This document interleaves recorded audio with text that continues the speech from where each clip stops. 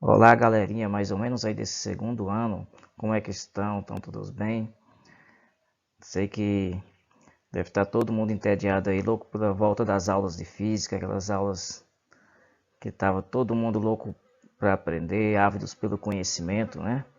Bom, enquanto isso não acontece, a gente vai matar um pouco da saudade por aqui, enquanto vocês não podem contar com a minha presença física aí nas nossas aulas, né? E aguardar que logo a gente possa superar esse momento e estar de volta com as nossas aulas.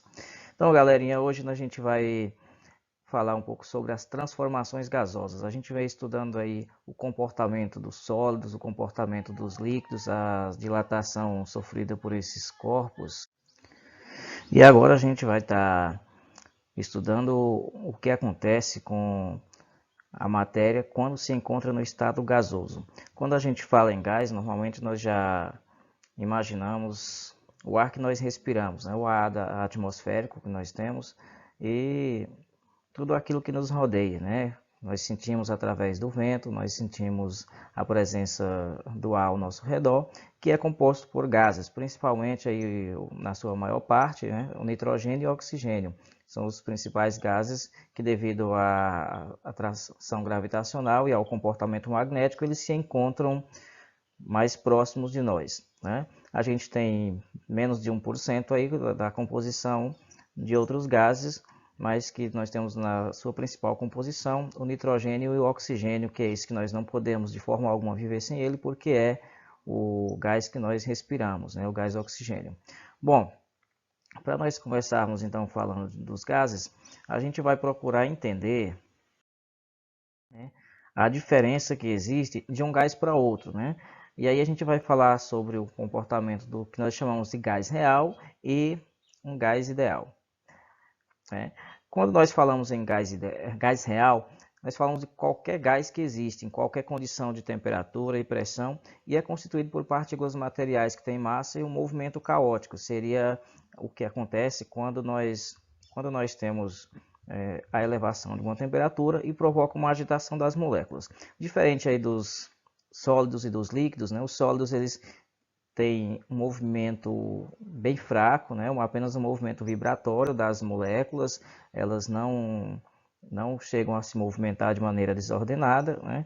Elas têm uma forma e um volume definido, enquanto os líquidos eles têm um volume definido, mas as moléculas já não estão presas, não são fixas, elas realizam movimento e garante a forma do recipiente que o contém. Ou seja, se você colocar um líquido dentro de um copo, esse líquido vai tomar a forma do copo. Se você coloca dentro de uma garrafa, ele vai tomar a forma de uma garrafa, né? Embora tenha um volume definido, você não tem uma forma definida para um líquido.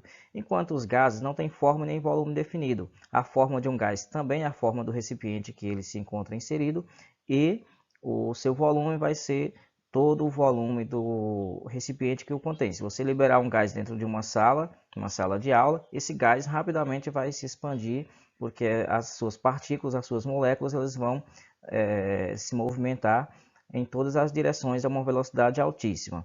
E aí isso faz com que eles ocupem rapidamente todo o espaço que ele está contido, né? Isso explica a rapidez com que você consegue, por exemplo, dentro de uma cozinha, a partir do momento que houve um vazamento de gás, rapidamente, no mesmo instante, você vai perceber o cheiro que é característico, né, que é adicionado ao gás, para que você perceba esse vazamento, certo? Então, quando nós falamos em gás real, nós estamos falando de um gás que existe. São os gases que nós encontramos no nosso dia a dia, o nitrogênio, é o hidrogênio, é o hélio, o oxigênio, né? Todos esses gases, eles existem e apresentam condições diferenciadas uns dos outros. Mas, por outro lado, para a realização de um estudo, a gente precisa de um modelo, foi criado um modelo. Quando se falar em algo perfeito ou ideal, então a primeira coisa que você vai lembrar é, não existe nada perfeito, não existe nada ideal, né? É um gás hipotético que foi apenas criado como modelo físico-matemático, né? E para explicar a teoria cinética dos gases. Quando a gente fala em cinética, nós estamos relacionando aí ao movimento, tá? E quando nós falamos num gás perfeito ou um gás ideal, a gente vai usar muito essa expressão, significa que todos esses gases, quando eles são submetidos a uma baixa pressão e a uma alta temperatura, eles passam a ter um comportamento mais parecido uns dos outros. E aí isso garante que nós tenhamos um comportamento parecido entre esses gases, né? E nós podemos realizar um estudo baseado não apenas em um modelo de um gás, mas como se todos os gases seguissem esse padrão. Repetindo, ele não existe, mas é um modelo que vai servir para estudo e que nós vamos estar usando aqui no nosso material. Como foi falado, é um gás que serve apenas para identificar e para a gente tomar como referência para os nossos estudos. E aí, já adiantando para vocês, quando nós falarmos em gás ideal, a gente vai estar usando essa equação aqui, que é a equação geral de um gás, onde relaciona as três grandezas. Eu já vou falar sobre cada uma dessas grandezas, né? O P de pressão, o V de volume e o T de temperatura. Lembrando desde já que essa temperatura se trata da temperatura absoluta, da temperatura em Kelvin. Sempre que a gente tiver algum problema aí que mostrar para a gente a temperatura em graus Celsius, a gente vai precisar converter esse valor que se encontra em graus Celsius para Kelvin. Nada mais simples, a gente vai apenas pegar o valor que nós temos em graus Celsius, somar 273 e já está feita a conversão, tá? Não tem nenhum segredo com isso aí. Então nós temos esse 1 e o 2, indica o estado inicial e um estado do gás depois de uma suposta transformação, onde nós podemos ter uma variação em uma dessas grandezas, em duas das grandezas, ou até mesmo nas três grandezas ao mesmo tempo. Em alguns casos em que uma dessas grandezas não muda, a gente vai ter transformações específicas que oportunamente nós iremos falar de maneira mais detalhada também. Por enquanto, para a gente começar a falar sobre essas variáveis, né, vamos falar um pouquinho sobre cada uma delas. Já que com sólidos e líquidos a gente levava em consideração a temperatura e a gente levava em consideração também o volume desses sólidos e desse líquido.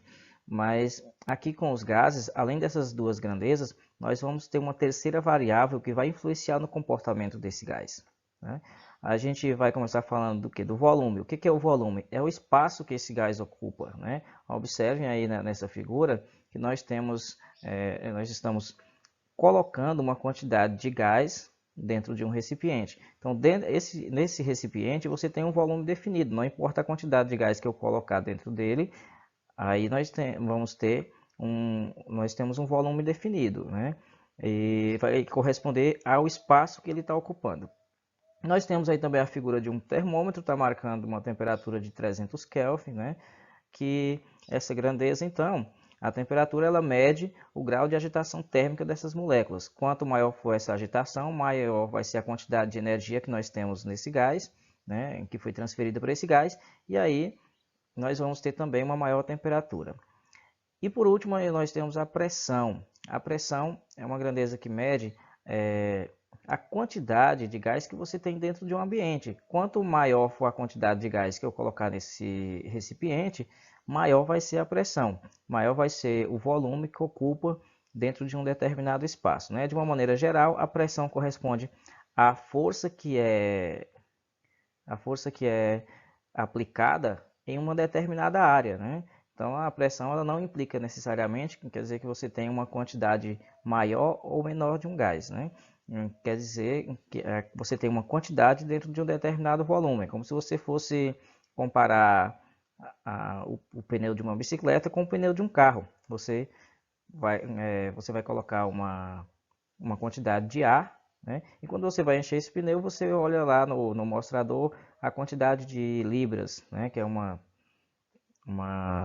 das unidades de pressão. Quantas libras você colocou no pneu? Aí você fala, não, eu coloquei a mesma quantidade na bicicleta que no carro. Isso quer dizer que você colocou a mesma quantidade de ar? Obviamente que não. Quer dizer que a quantidade de ar que você tem para aquele recipiente, para aquele volume que está disponível ali, ela exerce a mesma pressão tanto no pneu da bicicleta como no pneu do carro, mas não corresponde à quantidade de gás que tem ali dentro. Isso aí seria relativo ao volume e não à pressão. A pressão corresponde ao volume que você tem dentro de um determinado espaço, tá? E aí a gente vai falar agora das transformações gasosas propriamente ditas. Nós vamos falar de algumas delas. Nós vamos estar falando dessas transformações quando nem todas essas variáveis de estado elas sofrerem mudanças. Algumas delas vão sofrer algumas pequenas mudanças em uma das variáveis, mas uma ou outra não vai sofrer uma variação. Observem aqui o seguinte exemplo. Aqui nós temos um gás que se encontra no estado 1. Está lá o gás com a pressão de 1 atm, tá? atm é uma unidade de pressão, tá? A pressão ela é medida, principalmente falando de pressão atmosférica. Nós vamos fazer a medição com um instrumento chamado barômetro, né? Ele é usado para fazer a medição da pressão. E as unidades mais usadas são o Pascal, o ATM, tem o AT também, que são unidades parecidas, né? Mas o ATM seria uma unidade métrica, enquanto unidade técnica, né? E o AT seria uma unidade que não é tão usada, mas que também é uma unidade de pressão. Nós temos o Pascal, o ATM, o bar, a libra, nós temos o milímetro de mercúrio, né? Todas essas são unidades de pressão. No Sistema Internacional de Unidades, a gente vai estar fazendo a medição em Pascal, que corresponde à força de 1 newton por metro quadrado. Tá? E aí, essa pressão que nós temos dada em ATM, né? Um ATM corresponde a 10 elevado a 5 Pascal, né? E essa unidade de medida, é a que a gente vai estar usando mais aqui, que é o ATM, tá bem? Então a gente vai ter aqui, como nesse exemplo, nós temos um gás a pressão de 1 atm, essa é mais ou menos a pressão atmosférica que nós recebemos, né, com pequenas variações em locais mais altos ou mais baixos, mas que não são significativas essas mudanças. Então, mais ou menos a pressão que nós sentimos aqui na nossa região, né, é a pressão de 1 atm. Então a gente pegou o ar, a pressão que ele se encontra nos gases que estão à nossa volta. Ele ocupa um volume de 5 litros e se encontra a uma temperatura de 200 Kelvin. A seguir, a gente provocou uma mudança na pressão desse gás. A gente fez com que ele passasse de 1 atm para 2 atm. Como é que a gente vai fazer isso? Como é que a gente conseguiu fazer isso? Simples, a gente pega esse gás e, se a gente reduzir o seu volume, observe o que aconteceu aí, né? A gente tem aqui um novo volume, eu reduzi de 5 litros para 3 litros o volume desse gás. Nesse caso aqui, a gente teve aí uma variação da pressão que acarretou uma mudança no volume também. Tá? Enquanto aqui nesse caso, a temperatura permaneceu constante. Tá? Nesse caso aqui, é só para exemplificar, mas se a gente for colocar em cálculos aqui, vai ter uma diferença porque elas são inversamente proporcionais, tá? Então aqui deveria ter, na verdade, um volume de 2,5 litros quando eu dobrei a pressão. Mas só para exemplificar, aqui eu aumento a pressão, diminuo o volume, mantenho a temperatura constante. Nesse caso aqui, observe aí um volume menor, as moléculas estão mais próximas da outra. Então, nessa transformação, nós chamamos de transformação isotérmica. Uma transformação isotérmica é aquela em que nós mantemos constante a temperatura. Observe que não houve mudança na temperatura. Nós tínhamos 200 Kelvin de temperatura inicial e depois da transformação continuou 200 Kelvin. Então, mantendo constante a temperatura, à medida que você modifica a pressão, também você vai ter uma mudança no volume. Ou ao contrário, se você muda o volume, você vai ter uma mudança na pressão. Isso é o que nós chamamos de transformação isotérmica.